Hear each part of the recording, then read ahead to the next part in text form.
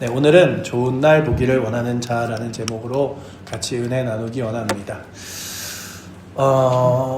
우리 인생에 가장 행복했던 날이 언제인가를 생각해 보시면, 내 인생에 언제가 가장 행복했지? 그러면 어떤 분들은 지금이 가장 행복합니다 할 때도 있고, 어떤 분들은 어릴 때는 행복했는데 지금은 그렇지 않은 것 같아요 라고 할 때도 있습니다. 그리고 앞으로의 여러 날들이 펼쳐지면서 우리 가운데 정말 내 인생의 앞으로의 일들이 행복해질까? 라고 질문할 때에 이 행복은 저 멀리서 내게 다가오는 것이 아니라 우리의 마음 깊은 곳에서 있는 것이고, 고통도 없고 슬픔도 없고 다툼도 없는 좋은 날 보내기를 원하는 갈망이 어떻게 해결하냐 하면 그저 살아있는 것이 아니라 하나님의 은혜 안에 거하는 것임을 이야기합니다. 요즘에 세상을 보시면요, SNS, 인터넷에서 비난과 욕설이 넘쳐나고 가정에서도 짜증과 불평이 일상이 되어진 가정들이 너무나 많습니다. 직장에서는 상처를 주는 말들이 오가고 교회 안에서조차 판단과 전제하는 말들이 들립니다. 우리는 무심코 내뱉는 말들이 얼마나 큰 파괴력을 가지고 있는지를 때로는 잊고 살아가기도 합니다. 이 본문은 기록될 당시에 초대교회 성도들도 마찬가지였습니다. 그들은 흩어진 나그네로서 온갖 사회의 차별을 받으며 억울한 누명을 뒤집어쓰고 심지어는 생명의 위협 속에서 있었습니다. 박해자들은 그들을 향해서 악한 말과 욕설을 퍼부었고 거짓으로 고발을 했습니다.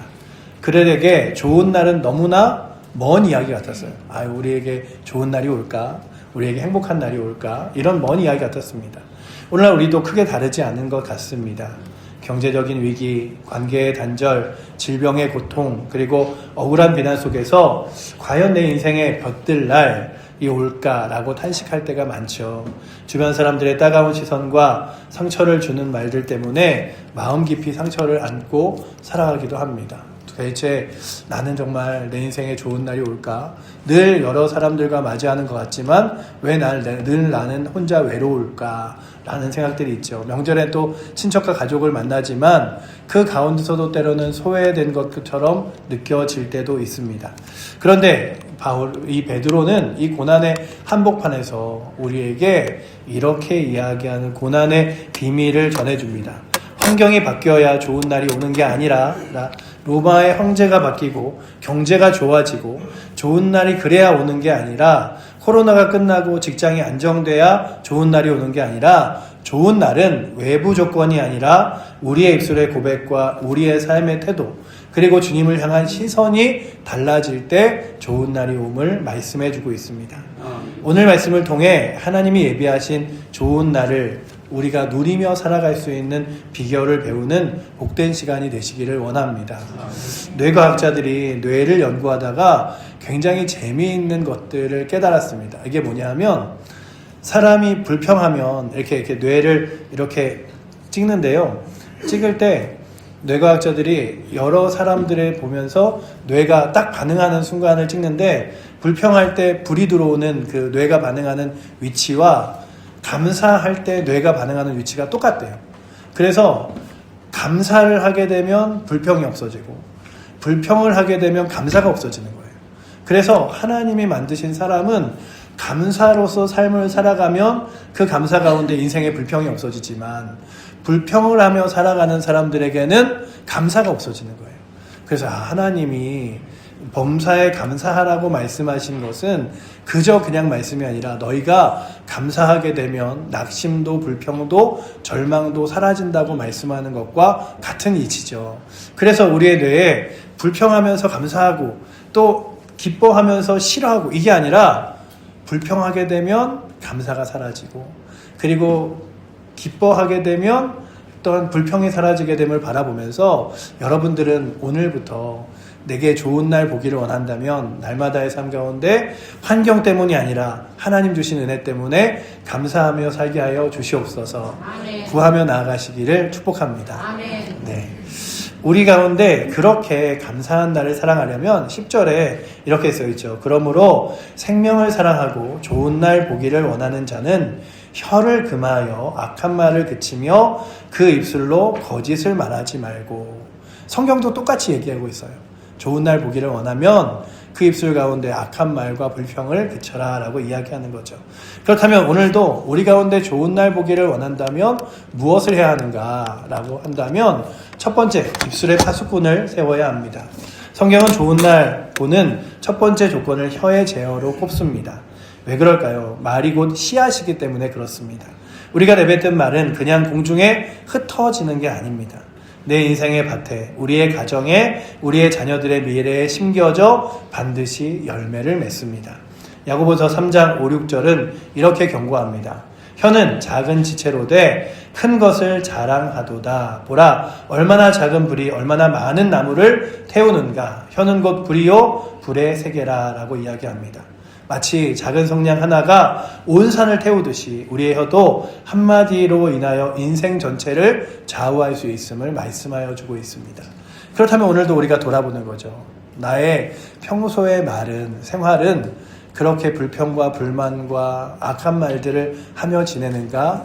아니면 내 입술에 하나님 거룩한 복을 주셔서 그 입술로 기쁨을, 감사를, 복을 말하며 살아가는가를 돌아보기 원합니다. 우리의 말에는 몇 가지 힘이 있는데요. 그 힘에는 이런 힘들이 있습니다. 힘의 첫 번째 각인력이라는 건데요. 예속담에 말은 사라지지 않는다고 했습니다. 민수기 14장 28절에서도 이렇게 선포하죠. 너희 말이 내 귀에 들린 대로 내가 너희에게 행하리라 라고 말씀하여 주고 있습니다. 주님이 우리의 말을 들으시고 그 말씀을 들린 대로 행하여 주신다는 거죠. 그래서 우리가 기도하기도 하잖아요. 그렇다면 우리의 기도뿐만 아니라 우리의 삶을 살아가면서 하는 말들도 우리만 듣는 게 아니라, 나만 혼자 말하는 게 아니라 하나님이 들으시는 거예요. 요즘 들어 시대가 좋아지니 우리가 알잖아요. 내가 한 말이 가끔은 녹취가 되고 녹음이 돼서 사람들에게 막 드러나게 돼서 나 그런 거 한 적 없어요. 그래도 말한 것이 남게 되잖아요. 그런데 그러기도 전에 누가 우리의 말을 기억하시냐 하면 살아계신 하나님께서 우리의 말을 기억하시는 거예요. 그래서 말할 때마다 주님 내 입술에 거룩한 말들이 있게 하여 주셔서 말에 각인력이 있다면 먼저 내가 그 말을 할 때마다 그 각인이 내게 거룩한 복으로 새겨주게 하여 주시옵소서. 이게 얼마나 두려운 말씀입니까? 습관적으로 내뱉는 죽겠다, 망했다, 안 된다 하는 말들이 하나님 귀에 들린 대로 우리의 인생에 역사한다면 얼마나 슬픈 일이겠습니까? 이스라엘 백성들이 광야에서 우리는 애굽에서 죽거나 이 광야에서 죽었더라면 좋았을 것을 이러며 원망했습니다. 그 결과 그들의 말대로 그들은 모두 광야에서 쓰러지고 말았습니다. 반대로 여호수아와 갈렙은 우리가 올라가 그 땅을 점령하자 능히 이기리라, 우리는 갈 수 있다라고 말했죠. 그 믿음의 고백은 그들로 하여금 40년 후에 가나안 정복을 현실로 만들었습니다. 결국 애굽에서의 1세대는 다 죽고요. 여호수아와 갈렙밖에 남지 않았어요. 그들의 입술의 말이 하나님께 들려진 거죠. 그렇다면 그 말에 각인력이 있음을 보며 주님, 제가 말 한마디 할 때에도 그 말에 힘이 있음을 보며 말하게 하여 주시옵소서. 두 번째는요, 말에 성취력이 있습니다. 말은요, 이루어지는 힘이 있어요. 메가더 장군이 인천 상륙작전을 감행할 때에 모든 참모들이 성공 확률이 아무리 계산해봐도 500분의 1밖에 안 된다고 했어요. 100% 중에 1%라 그래도 힘든데 500분의 1이라는 것은 불가능하다는 거죠. 그런데 메가더 장군이 이렇게 이야기했습니다. 우리는 할 수 있다. 역사는 도전하는 자의 것이다 라고 이야기하며 하나님께서 함께 하시니 해보자 라고 이야기합니다. 믿음의 말을 선포했습니다. 그의 긍정적인 확신은 불가능을 가능으로 바꾸었고 전세를 역전시켰습니다. 세상의 장군도 말도 힘으로 전쟁을 이기는데 살아계신 하나님의 자녀인 우리의 입술에 담긴 권세가 얼마나 크겠습니까? 잠언 18장 21절은 이렇게 말합니다. 죽고 사는 것이 혀의 힘에 달렸나니 혀를 쓰기 좋아하는 자는 혀의 열매를 먹으리라. 우리의 말이 죽음을 가져올 수도 있고 생명을 가져올 수도 있습니다. 그렇다면 여러분들의 말은 늘 어떤 말들로 가득 채우고 있으십니까? 또한 말에는요, 파괴력도 있고 치유력도 있습니다. 독일의 정신과 의사인 칼 뱅커라는 사람이 2차 세계대전 당시에 나치 수용소에서 살아남은 한 소년의 이야기를 들었습니다. 그 소년이 수용소에서 참혹한 환경 속에서 살아남을 수 있었는데 그 이유는 그의 어머니가 소년에게 늘 이렇게 이야기했대요. 어머니가 저를 떠나보내실 때에 제 귀에 대고 이렇게 속삭이셨습니다. 내가 어디로 가든지 무슨 일을 겪든지 기억해라. 라고 이야기하시면서 너는 소중한 사람이고 하나님이 너를 사랑하신단다. 엄마도 너를 믿어. 저는 그 말씀을 매일 밤마다 되새이며 살아남았습니다. 어머니의 한마디가 죽음의 수용소에서 한 소년의 생명을 지켜낸 것이죠.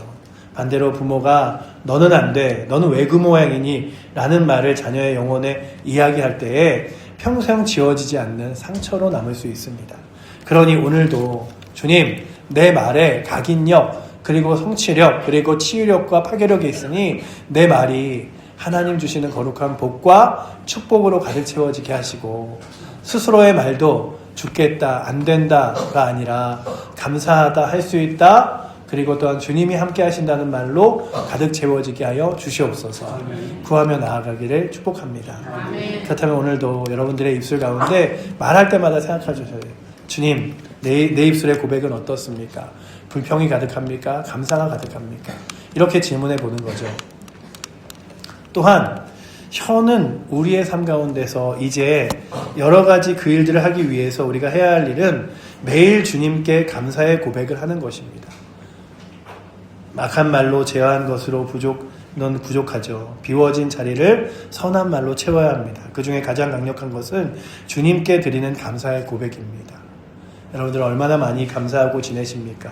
하루 눈을 떠서 아유 또 고난스러운 이 하루 시작됐네 이게 아니라 주님 오늘 하루도 이 하루 주셔서 감사합니다.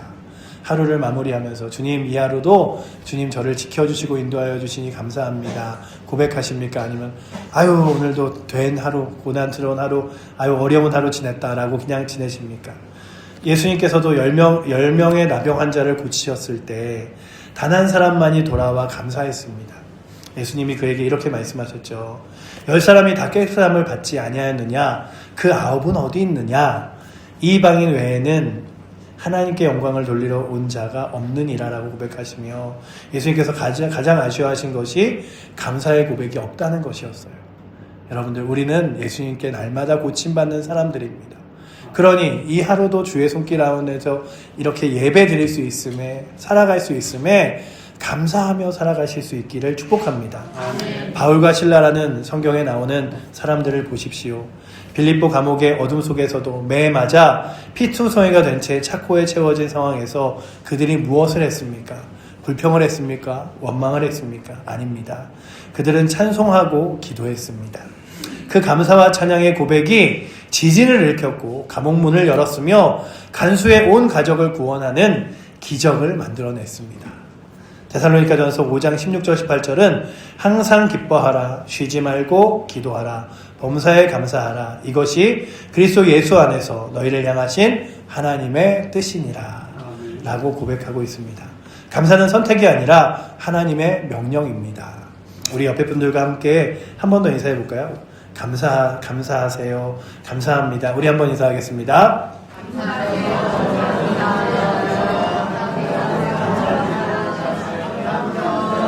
그냥 오늘 입술로 그치는 감사가 아니라 정말 여러분들의 입술에 감사하다고 네, 그렇게 고백하여 주실 수 있기를 원합니다. 매일 아침 눈을 뜰 때 이렇게 고백하십시오. 주님 오늘도 생명 주셔서 감사합니다. 밥 먹을 때 주님 이 음식 주셔서 감사합니다. 어려울 때 만날 때도 주님 이 상황 속에서도 함께 하시니 감사합니다. 이 감사의 고백이 우리의 영혼을 치유하고 우리의 하루를 좋은 날로 만들 줄 믿습니다. 아멘. 사랑하는 성도 여러분, 좋은 날 보기를 원하십니까?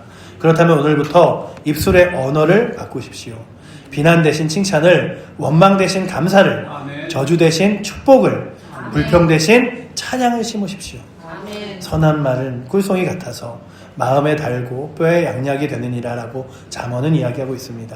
말씀처럼 여러분들의 선한 말이 가정과 교회를 치유하는 양약이 되기를 원합니다. 뿐만 아니라 악을 선으로 이기십시오. 혀를 금하는 게 소극적인 방어라면 적극적인 공격은 선을 행하는 것입니다. 본문의 구절은 우리에게 혁명적인 삶의 방식을 요구합니다. 악을 악으로, 욕을 욕으로 갚지 말고 도리어 복을 빌라. 이를 위하여 너희가 부르심을 받았으니 이는 복을 유업으로 받게 하려 하심이라. 아멘. 세상은 눈에는 눈, 이에는 이를 가르칩니다. 나에게 해를 끼친 사람에게 똑같이 갚아주는 것을 정의라고 생각합니다. 요즘 유행하는 말로 당하고만 살 수는 없다라고 합니다. 그런데 예수님을 따르는 우리들은 다르게 부르심을 받았습니다. 우리는 악순환의 고리를 끊는 사람입니다. 예수님이 보여주신 축복의 본은 어떤 것이냐 하면 예수님께서 십자가에 보여주신 것이 바로 이것이죠. 자신이 십자가에 못 박힌 자들을 향해 무엇라 말씀하셨습니까? 내가 저들을 가만두지 않으리라 이렇게 말씀하시지 않았어요. 아버지 저들의 죄를 사하여 주옵소서. 자기들이 하는 것을 알지 못함이니이다. 원수를 향한 저주가 아니라 용서와 축복의 기도를 하셨습니다. 예수님의 산상수훈에도 이렇게 말씀하셨죠. 나는 너희에게 이르노니 너희 원수를 사랑하며 너희를 박해하는 자를 위하여 기도하라. 이같이 한즉 하늘에 계신 너희 아버지의 아들이 되리니. 아멘. 그러니 원수를 사랑하고 박해자를 위하여 기도하는 것, 이것이 하나님의 자녀가 된 증거인 것입니다. 예수님은 비판받지 아니하려거든 비판하지 말라. 너희가 비판하는 그 비판으로 너희가 비판을 받을 것이요 너희가 헤아리는 그 헤아림으로 너희가 헤아림을 받을 것이니라 라고 경고하셨습니다. 우리가 남에게 퍼붓는 말이 결국 우리에게 돌아온다는 것을 기억하고 주님, 내가 나에게뿐만 아니라 다른 사람들에게도 거룩하고 복된 말을 하게 하여 주시옵소서 구하기 원합니다. 또한 축복은 우리의 소명이라고 성경은 이야기하고 있습니다. 그저 복을 비는 것이 우리에게 주신 일이 아니라 우리의 거룩한 소명과 약속이 되는 거예요. 그러니까 축복은 그저 우리들에게 주어진 이야기가 아니라 하나님께서 주신 우리의 축복의 통로이자 은혜인 것이죠. 우리가 남을 축복해야 하는 이유는 도덕적으로 훌륭해서가 아닙니다. 하나님께서 우리를 축복의 통로로 부르셨기 때문입니다. 창세기 12장 2절에 하나님이 아브라함에게 이렇게 말씀하셨죠. 내가 너로 큰 민족을 이루고 내게 복을 주어 내 이름을 창대하게 하리니 너는 복이 될지라. 복이 될지라는 명령입니다. 복을 받기만 하는 존재가 아니라 복을 흘려보내는 존재로 부름받은 거죠. 내가 너에게 복을 충분히 줄 테니 복을 나눠주는 인생이 되어라. 여러분들, 우리가요 복 받기를 원하는 인생이 아니라 하나님의 거룩한 복을, 기쁨을, 은혜를 나눠주는 인생, 그리고 올 한 해 되시기를 축복합니다. 그래서 주님 새해 복 많이 받으세요 인사할 때마다 주님, 제가 많이 하나님 복 받아서 또 많이 나눠주는 인생 되겠습니다 고백하며 한 해를 지내시고요. 그 축복이 그렇게 흘려보낼 때에 영적인 비밀이 있는데, 이것이 그냥 흘려보내는 것이 아니라 그 복이 내게도 돌아온다는 것을 성경이 이야기하고 있죠. 우리가 원수를 위하여 복을 빌면 그 복의 상대가 임하거나 만약 그 받을 자격이 없다면 그 복이 다시 나에게로 돌아온다고 예수님은 말씀하고 있으십니다. 마태복음 10장 13절 말씀에요. 그 집이 만일 합당하면 너희가 빈 평안이 거기에 임할 것이요 만일 합당치 아니하면 그 평안이 너희에게 돌아올 것이라. 그러니 다른 이들에게 하나님 거룩한 복을 누리시라고, 복 받으시라고, 주님 사랑 받으시라고 말하는 게 전혀 손해볼 게 없어요. 그에게 받으면 복이 되고 그가 못 받으면 주께서 내게 돌려주시는 거니까. 그러니까 여러분들 아무것도 갖지 않은 채 많이 줄 수 있는 게 뭐냐 하면 주의 사랑을, 복을 전하는 거예요. 주님, 제가요 돈은 없을지 모르지만 주님, 제가 다른 사람에게 나눠줄 수 있는 건강과 그리고 또한 가진 것은 없을지 모르지만 하나님 주신 은혜로 많은 복을 나눠주게 살게 하여 주시옵소서. 그러면 여러분들이 만나는 곳마다 그리고 또한 가는 곳마다 주님의 거룩한 복을 또한 구하며 전하며 나아가시기를 원합니다. 아멘. 그래서 우리를 다시금 바라보는 건 우리에게 영혼의 그릇에 복을 채우는 가장 확실한 투자가 다른 사람에게 복을 주는 거죠. 그래서 더 나아가 로마서 12장 21절엔요. 내 원수가 줄이거든 먹이고 목마르거든 마시게 하라. 그리함으로 내가 숯불을 그 머리에 쌓아놓으리라. 악에게 지지 말고 선을 악으로 이기라 라고 이야기하면서 하나님께서 녹슬지 않는 숯불로 우리 가운데 함께 하실 것을 말씀하십니다. 그러니 여러분들 오늘도 축복을 구체적으로 실천하시는데 그냥 실천하시는 게 아니라 그럼 내가 다른 이들에게 어떻게 복을 빌어줘야 되지? 그냥 아유 저 집 잘 되게 해주세요, 잘 살게 해주세요 이게 아니라 구체적으로 그것들을 구한다면 이런 것이 있겠죠. 첫째는 이름을 불러 축복하십시오. 누군가를 위해 기도할 때 그 사람의 이름을 부르며 구체적으로 축복하십시오. 주님, 김 집사님 오늘 하루 주님의 평강을 누리게 하시고 사업이 형통하게 하시고 이렇게 이름을 부르며 더 큰 능력으로 축복하시기 원합니다. 둘째는 좋은 말을 입에 달고 사십시오. 감사합니다. 수고하셨습니다. 잘하셨습니다. 당신이 있어서 행복합니다. 같은 말들을 아끼지 마시고 배우자에게, 자녀에게, 직장 동료에게, 교회 성도들에게 매일 선하고 복된 말을 퍼부어 주시고 그래서 그냥 내 입술의 말들이 그렇게 축복했으면 좋겠어요. 오늘 우리 이 인사 중에 하나를 더 한 번 더 해볼까요? 당신이 있어서 행복합니다. 우리 옆에 분들과 함께 이야기하겠습니다.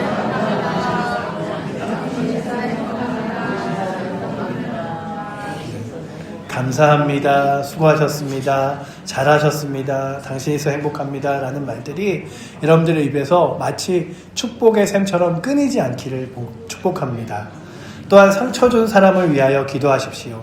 이게 가장 어렵죠. 하지만 예수님이 너희 원수를 사랑하며 너희를 박해하는 자를 위하여 기도하라고 말씀하십니다. 처음에는 형식적이더라도 시작해 보십시오.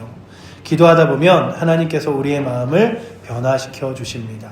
요셉을 보시면 자기를 노예로 팔아넘긴 형제들을 만났을 때 원망이나 보복이 대신에 하나님 주시는 귀한 말로 이렇게 고백했습니다. 하나님 생명을 구원하시려고 나를 먼저 보내셨습니다. 라는 치유의 말로 그 형제들을 건넸습니다. 선한 말이 형제들을 살리고 이스라엘 민족을 구원하는 구원의 토대가 되었습니다. 이것이 악을 선으로 이기는 믿음의 능력이죠. 그러니 여러분들 주님 제 입술에 선한 말이 가득 차게 하여 주시옵소서. 아멘. 제 입술에 불평과 불만과 또 이런 말들이 아니라 여러분들 욕들이 안 좋은 이유는요. 욕이 나도 모르게 자연스럽게 불평과 불만과 악한 말을 만들어내는 거예요. 그러니 여러분들 자연스럽게 여러분들 입술에 하나님의 선한 말이 나오도록 스스로 습관을 가지시고 그렇게 말하는 은혜가 있기를 축복합니다. 아멘. 그러려면 우리는 무엇을 해야 되는가? 여러분들 스스로 선한 말을 하는 게 쉽지 않아요. 그래서 우리가 해야 될 것은 우리의 시선을 주님께 고정하는 것입니다. 주님을 바라보면 그때 선한 말이 나오는 거죠. 우리가 억울한 일을 당하면서도 악한 말을 참고 도리어 복을 빌어줄 수 있는 힘은 내 인격으로는 불가능합니다. 오직 살아계신 하나님을 바라볼 때 성령께서 역사하실 때 가능하죠. 주님 나로 하여금 성령께서 역사하시고 주님 바라보며 주 앞에 나아가게 하여 주시옵소서. 오늘 본문 12절은 우리에게 큰 위로를 줍니다. 주의 눈은 의인을 향하시고 그의 귀는 의인의 간구에 기울이시되 주의 얼굴은 악을 행하는 자들을 대하시느니라. 그러니 오늘도 여러분들의 시선이 먼저 주님께 가기를 원합니다. 아멘. 주님 제게 거룩한 은혜 허락하여 주시옵소서. 사람을 보면 불평할 수밖에 없고요. 사람을 보면 낙심할 수밖에 없지만 주님 보면 감사할 수 있고 힘을 얻을 줄 믿습니다. 그렇다면 그 하나님은 어떤 분이신가? 하나님은요 감찰하시는 하나님이래요. 우리의 삶을 바라보시는 분이래요.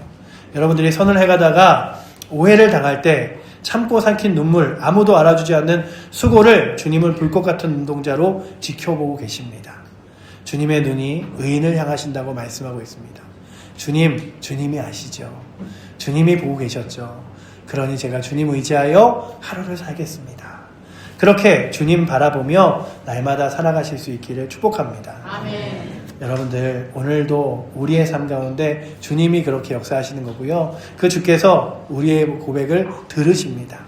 하나님이 듣고 계시죠. 주의 귀는 의인의 간구에 기울이시되 귀를 기울이시고 그렇게 역사하시는데 다윗이 시편에서 수없이 하나님께 하소연합니다. 여호와여 나의 원수가 어찌 그리 많은지요. 일어나 나를 치는 자가 많습니다. 그는 자신의 아픔과 분노를 하나님께 솔직하게 토해냅니다. 그리고 기도를 통해 평안을 얻습니다. 주님께서는요 우리의 작은 신음에도 귀를 기울이시는 하나님이신 줄을 믿습니다. 아멘. 그러니 여러분들 주님께서 내 기도를 들어주시지. 내가 억울할 때 힘들 때 사람들에게 가서 이 사람에게 나 억울해요 힘들어요 나 억울해요 힘들어요 그런다고 해결되지 않아요. 그러니 그렇게 힘겨운 문제와 어려움들이 고난들이 여러분들 앞에 있을 때에 조용히 무릎을 꿇으시고 살아계신 하나님 앞에 구하는 은혜가 있기를 원합니다. 아멘. 하나님을 그래서 바라봐야 하는데 하나님을 그렇다면 어떻게 하면 구체적으로 바라볼 수 있을까를 생각해서 첫 번째는 내일 아침 하나님 앞에 서는 시간을 가지십시오. 하루를 시작하기 전에 주님께 무릎 꿇고 주님 오늘 하루도 주님만 바라보며 살게 하여 주시옵소서 구하는 거죠. 여러분들 딱 눈을 뜨시면요 습관적으로 기도하는 것을 시작하세요. 주님 오늘도 하루 주심에 감사합니다. 이 하루 잘 살게 하여 주시옵소서. 이 아침의 경건의 시간이 하루를 자유합니다. 둘째는 말씀으로 시선을 고정하십시오. 내 생각과 내 판단이 아니라 믿음의 주에 온전케 하신 이인 예수를 바라보자 라고 하는 거죠. 그래서 하나님의 말씀을 읽어야 됩니다. 셋째는 찬양으로 시선을 돌리십시오. 내가 여호와를 찬양하며 하나님께서 주신 거룩한 은혜를 찬양하며 고백하겠습니다. 찬양을 들어도 좋고요. 그리고 찬양을 고백하셔도 좋습니다. 존 파이퍼라는 목사님이 이렇게 이야기했습니다. 복음은 긍정적인 선물은 하나님 자신을 보는 것이다. 그렇다면 하나님으로 통하여 우리 자신을 바라보며 하나님의 은혜를 누리기 위하여 아침에 기도하시고 말씀 가운데 하루를 시작하시고 주를 찬양하며 하루를 살아내어 주시는 은혜가 오늘도 이 주일에 나온 여러분들과 저에게 있기를 원합니다. 아멘. 그래서 하나님께서 나와 늘 함께 하시지. 그게 바로 좋은 날을 보는 거지. 우리 삶 가운데 날마다 좋은 날이고 복된 날이어서가 아니라 하나님이 함께 하시기에 좋은 날, 하나님이 역사하시고 인도하시기에 값진 날, 귀한 날 되시기를 축복합니다. 아멘. 결론은 이 좋은 날을 이제 하나님께서 우리 가운데 예비하여 두셨습니다. 그렇다면 비난이 아닌 찬양으로 감사로 우리의 삶을 바꾸시고 보복이 아닌 선행과 섬김으로 바꾸시고 또한 우리의 환경에서 여러분들 앞에 쓰셔서 먼저는 입술에 파수꾼을 세우십시오. 그리고 두 번째는 악으로 선을 이기시고 또한 하나님을 바라보시는 거룩한 은혜가 있길 원합니다. 코람데오라는 말이 있죠. 하나님 앞에서 라는 말입니다. 여러분들 요즘에 우리나라의 범죄율이 굉장히 낮아요. 왜 낮은 줄 아세요? 우리나라에 CCTV가 많기 때문이에요. 그냥 우리가 하는 행동하는 거의 대부분의 동선이 다 카메라에 어느 자동차에 그리고 건물에 있는 CCTV에 다 찍히는 거예요. 그런데 그 카메라보다 더 정확하고 날카로운 눈으로 우리를 바라보시며 함께 하시는 분이 누구냐면 하나님이세요. 근데 하나님이 우리를 감시하시는 게 아니라 함께 하시며 힘을 주시고 위로하시고 역사하시려고 하시는 거예요. 그러니 코람데오 주님 나와 함께 하시죠. 나의 기쁨도 감사도 은혜도 연약함도 부족함도 아시죠. 그러나 주님 함께 하시기에 이 하루 감사하며 보내겠습니다. 라는 고백으로 하루하루를 주님과 함께 동행하며 나아가실 수 있기를 축복합니다. 그래서 좋은 날은 그저 내게 돈 많이 번 날 아니면 무엇인가 잘된 날이 아니라 주님과 동행하는 날이 좋은 날인 줄 믿습니다. 그렇다면 이제 지난주에는 제가 그랬잖아요. 한번 해보셨는지 모르겠어요. 저 돈 중에 5,000원이라도 따로 띄어서 이건 남을 위해 써야겠다 하고서는 한번 써보시라 그랬잖아요. 해보셨나요? 5,000원이라도 여러분들 지갑에서 따로 떼어서 써보셨나요? 여러분들 주일에 예배를 드리실 때 그냥 듣지 마시고 내가 이거 하나는 꼭 해봐야겠다 마음 먹으시면 좋겠는데 이번 주에도 제가 제안을 해드리는 건 매일 아침 눈을 뜰 때 주님 감사합니다라고 고백하며 하루에 주님께 감사한 말을 드리는 습관을 가져보십시오. 7일, 일주일 7번밖에 안 되잖아요. 이번 주에는 또 많은 친척들과 또 그 명절을 보낼 텐데 눈을 뜨시면서 아우 오늘도 너무 이게 아니라 주님 감사합니다. 둘째, 가족에게 매일 축복의 말을 하십시오. 배우자에게, 자녀에게, 부모님께 최소한 한마디 이상의 칭찬과 격려를 해보십시오. 셋째, 어려운 관계에 있는 한 사람을 위하여 매일 축복 기도를 하십시오. 그의 이름을 부르며 구체적으로 복을 빌어보십시오. 여러분들이 하나 정도는 도전해보세요. 내가 정말로 나랑 좀 불편한 사람, 그 사람을 위해서 이번 주에 한번 기도해 봐야겠다. 오늘 이번 주에는 가족들을 만나면 그냥 내가 그 가족들을 위하여 축복의 말을 해봐야겠다. 이런 거죠. 사랑하는 성도 여러분, 이제 오늘 우리가 함께 찬양으로 마무리하려고 그러는데 오늘은 그 찬양이 너무 좋아서 제가 주보에 악보를 넣었어요. 근데 악보가 너무 작아서 우리 뽑고 나서 보니까 우리 어르신들이 잘 안 보이겠다 하지만 매일 내가 매일 해야 하는 말이란 찬양인데 이런 찬양이에요. 내가 매일 해야 하는 말이 주님 감사합니다. 주님 사랑합니다. 이 고백할 때에 우리의 모든 불평이 사라지고 이 고백할 때에 우리의 공허함이 사라집니다라는 찬양인데 이 찬양을 기억하면서 주님 내가 매일 해야 하는 말이 불평과 불만, 욕심과 욕망이 아니라 감사의 말이 되게 하여 주시옵소서. 그렇게 고백하며 나아가실 수 있기를 축복합니다.